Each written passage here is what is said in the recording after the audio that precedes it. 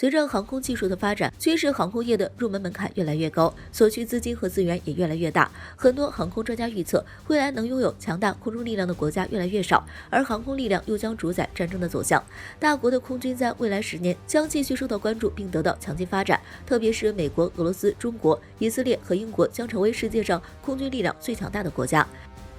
美国空军的霸权无法撼动，无论是现有机队还是计划中的先进替换机种。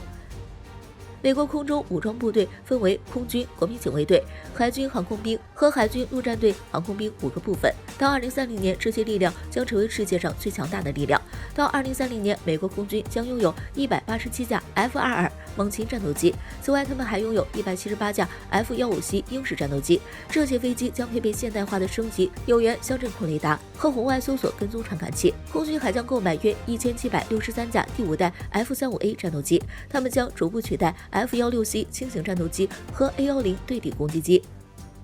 闪电般增长的中国空军，不出意外将成为亚洲第1、世界第2。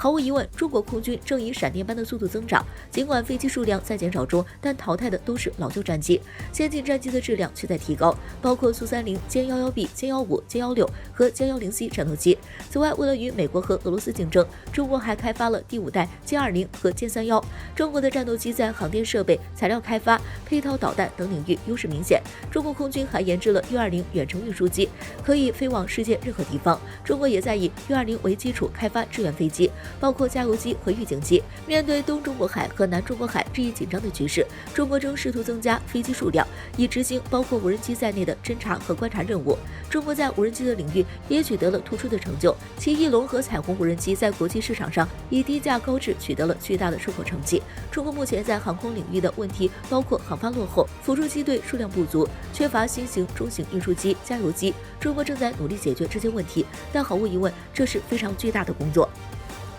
俄罗斯的发展受限于能源收入，但依然在航发等领域领先。要超过中国，需要看时机。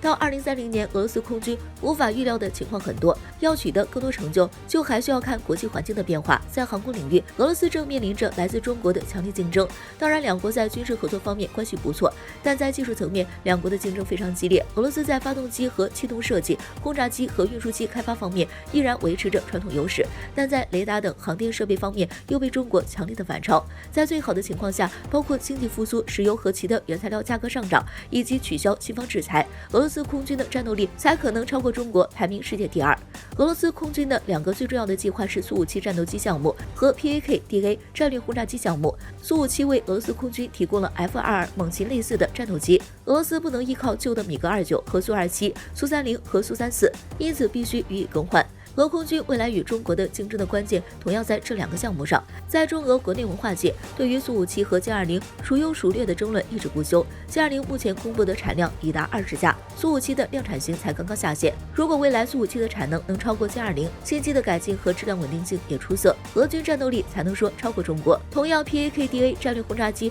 也已经开始制造机身，发动机也基本就位，而中国的轰20尚无更确切的消息。毕竟发动机一直是中国航空业去不了的心脏病。以色列将继续扩大优势，成为中东历史上最强大的空中力量。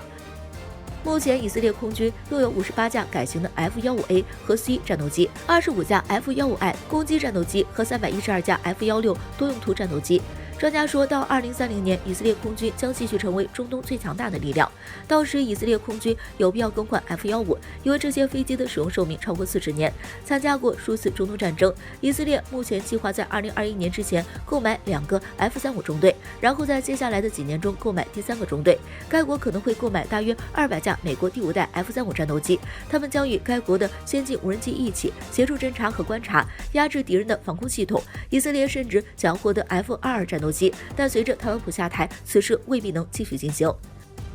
英国后劲不容小觑，技术资金都没有问题，只是绅士们的运作能力不稳定。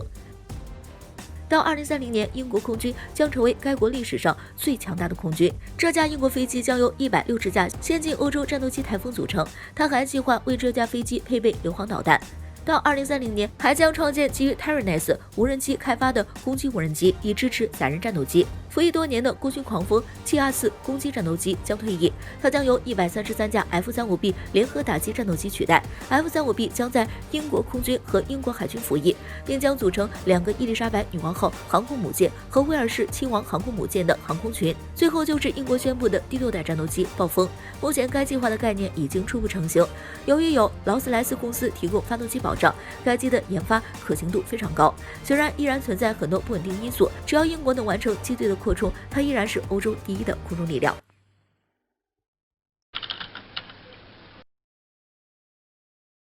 据悉，波音737 MAX 接连2起事故，造成机组人员全部遇难，导致多国停飞本国所有的波音737 MAX 系列的客机。这一事件对波音公司运营的打击也相当大。不过，直到2020年12月2号，美国率先解除禁令并进行首飞后，虽然中国没有解除，但多国看在美国的行动，还是相继解除禁令。结果，这一禁令解除刚过去1个月，不幸的事情还是发生了。据俄罗斯军事评论网站和综合媒体报道，印度尼西亚当地时间1月9号，一架波音737-500原定由雅加达飞往昆甸的失去联系，机组人员一共62人，恐怕凶多吉少。此次事故中没有1名中国人。据报道，雅加达以北水域发现疑似客机的残骸，也有渔民表示，事发时听到爆炸声。目前虽然不知道是什么样的原因导致它坠机，但根据航机追踪网站 Flight Trader 24在其推特账户上发文表明，该客机起飞后4分钟便失去联络，然后1分钟内向下坠落超过1万英尺。